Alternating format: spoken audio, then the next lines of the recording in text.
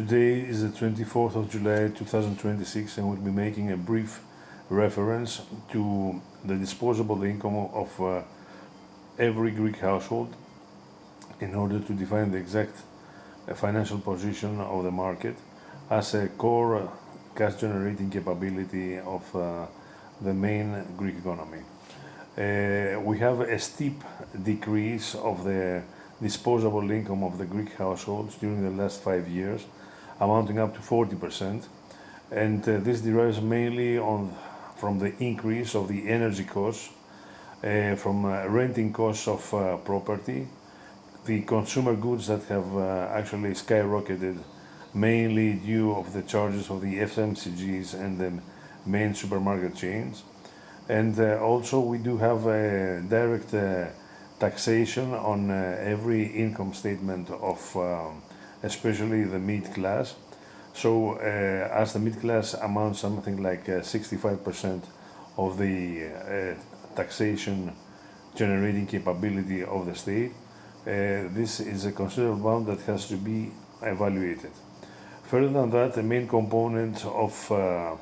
the deterioration of the financial capability of each Greek household is the amounting charges of mortgages and mortgages that have been actually taken under other conditions that are currently underpinning the Greek market. And this is not feasible and viable in any kind of way, and goes along with the main problems of the Greek banking system, who is facing a steep decrease and shrinking of the loan facility charges, skyrocketing on the NPL ratios, and also the establishment of funds and servicers that are SPVs and have no substantial existential or institutional presence in the market. All of that amounts to the skyrocketing actually of the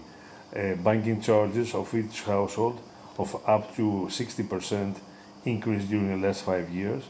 and this puts further pressure on the disposable income. So since the disposable income of each household does not support and is not viable to any kind of development story that is being supported by this government, we need to explain further any potential development and investment that actually can increase demand, such as in the real estate and the FMCGs areas.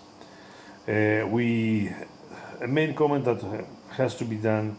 in relevance to the Greek banking system is that the 85% of the accounts, we're talking about main saving accounts of the Greek public, has a remaining balance of under 1,000 euros, which mainly implies that the main banking activity is quite idle, serves only current financial obligations, and does not expand to healthy funding and loans that are about to actually disappear and have extinction in the Greek market. So the Greek banking system that does not have deposits, does not have loans, is doomed to fail, and it is the third and fourth time actually that there is a bankruptcy situation imminent in the Greek banking system, mainly due to the lack of any consumer lending, and the lack of consumer lending comes also with a bad credit history that the majority of the Greek households are carrying right now, and they are carrying because of the loans that they have been actually taken in other conditions that cannot be further supported with such a kind of shrinking income on a monthly basis. The stock exchange in Greece also is mainly addressed to institutional investors. There's no retailing base, and there's no retailing base because mainly the bank secrecy and confidentiality has been totally compromised. With the only bank accounts belonging to potential investors in Greece is subject to confiscation from liabilities from anyone in the market that can suppose that have a legal claim over them. So the banking system has become totally insecure in order to save and in order to invest. This triggers a chain effect in the stock exchange, and the final outcome is that 20% only of the issued companies, that are almost 300 in the number, out of them only 20% remain active, the rest are dormant, and with a bad credit history that are doomed not to return to the market. So there is a big part of it that has failed and just remains idle without any particular activity. Now, in terms of geopolitical turbulence in our further neighborhood, we are in the middle of two wars, actually, one on the north in Ukraine and the other one in Iran. Greece, due to its geopolitical position as the further eastern border of European Union,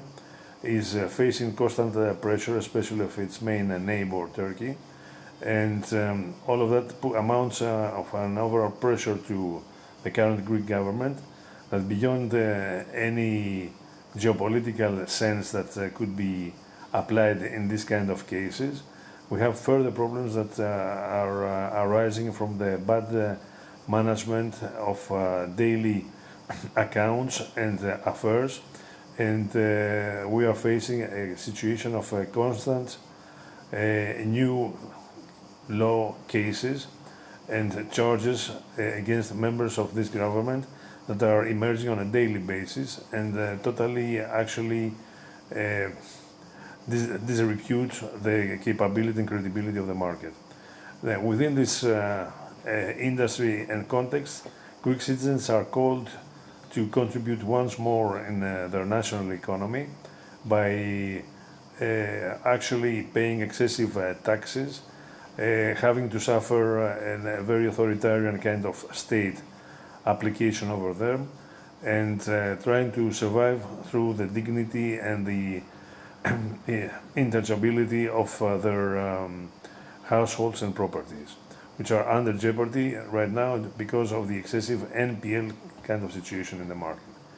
Now, these are our main concerns and risk factors that actually apply and affect the credibility of the market, and we will be watching and monitoring all of these components in order to strive in the best kind of strategy for our clients. Thank you very much.